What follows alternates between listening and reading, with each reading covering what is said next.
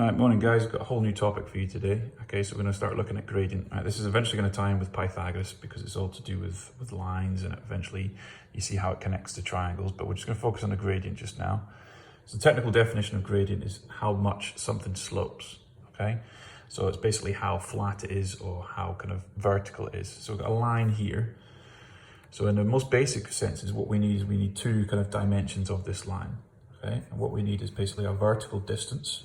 So this one here, and the equivalent horizontal distance. So what you'll find is these two lengths need to be at right angles to each other. And you're going to be given them obviously as dimensions. If you can see the examples I'm going to do in a second below, you're going to be given them as terms of numbers, but that's what you're looking for. If you're going to find a gradient, you want the vertical and you want the horizontal, and it's just a simple formula. Okay, so you're going to need to memorize this one. Gradient equals, I'll move my kettle over, vertical over horizontal. Right, a lot of people like to say it's rise over run, or up the stairs and along the corridor, or some gibberish like that, but I don't like any of that. This will tie in nicely with when it gets a bit more difficult. So stick with this one, gradient equals vertical over horizontal, okay? So what you'll notice is it's basically a division. When we say something like this, vertical over horizontal, all it means is a divide, but what we can also do is write it as a fraction. So that actually gives us three options in terms of writing our answers. We can write it as a fraction.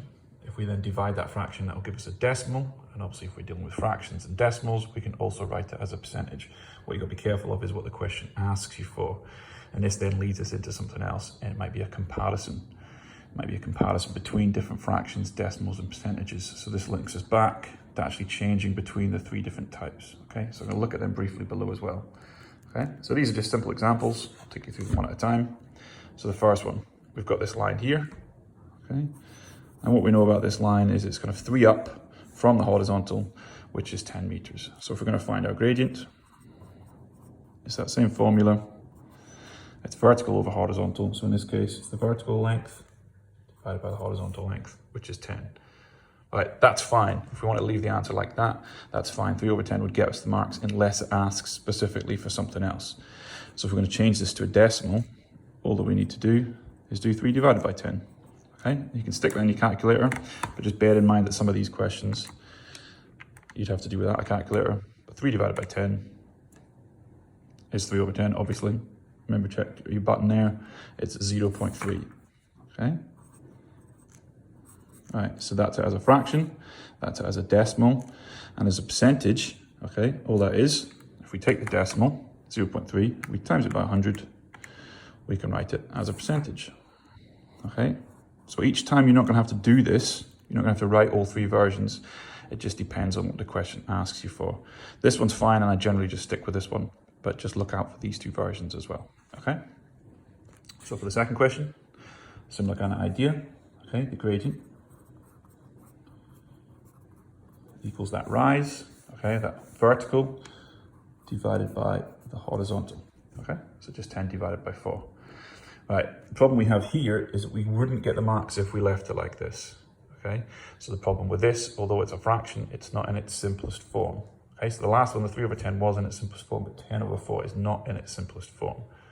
So there's a couple of ways you can do this. You can simplify this. Both these numbers divide by 2, in which case we can leave as 5 over 2. That's absolutely fine. Okay, but it has to be in its simplest form. Right, obviously it's a top heavy fraction. It doesn't matter if we need it as specifically as a fraction. Okay, that's fine, but if we're going to write it as a decimal, 5 over 2, it's just 5 divided by 2, which is 2.5. Okay, and then if we wanted that as a percentage, we take it and times it by 100, which is 250%. Right, you'll see this one a lot. If any of you have been driving around the Highlands anytime recently, gone skiing, you actually see road signs at the side of the road, and they're generally given as a percentage, so 250% gradient. Okay, I'm going to discuss these in a second, but let's just look at the last one just quickly. Okay, so another one here is just slightly more complicated numbers, but again, they're just numbers. If we've got a calculator, we need not worry. It might take a little bit more time if we don't have a calculator, but it's still the same process. It's still vertical over horizontal. So it's 42 over 49. But again, that can be simplified. So if you're not using a calculator here, what you need to look for is a common factor between 42 and 49. They both divide by 7, okay? There's 6 7s in 42. There are 7 of them in 49. That is its simplest form. Okay, so although that's a fraction and it is the gradient, it's not its simplest form. Unless you're specifically asked otherwise, you'll always need the simplest form of a fraction. So 6/7 is what we're looking for here. Okay, but again, if you ask that for that as a decimal, it's just 6 divided by 7. Put that in your calculator. 6 divided by 7 is 0.857. Okay. Oops. And you can just round that appropriately. 3 decimal places is fine. And then obviously if you want it as a percentage, you take that number and you times it by 100. 85.7. Okay, so just read the question, make sure you know what it's looking for, but generally the fraction will be fine. Right, one question that you often asked in a follow-up is which one is steepest? So although you can see from my diagrams, you might not have the diagrams, it might not be that clear. If you look at these two, for example, it's not necessarily as obvious which one is the steepest. So that's when you need to look at the gradient and you're looking at the biggest number. Right. What that means, the fractions don't necessarily help you there, which is often why it's easier to change it to a decimal, because we're much more used to looking at decimals. And you can see hopefully from these 3 decimals, if I underline this one, that obviously 2.5 is the biggest of those 3 numbers, so it's the steepest line. So this gradient here is the steepest. Then comes the 0.857, it's slightly steeper than the 0.3. Okay, so the higher the gradient, the steeper the line. And that's often what we look for in these questions. Okay, as I say, this is going to tie in a little bit with Pythagoras later on, but just now, we're just focusing on finding the gradient given the vertical and horizontal. And as I say, for that, all you need to know is that gradient equals vertical divided by horizontal. Okay, these 2 lines just got to be at right angles to each other.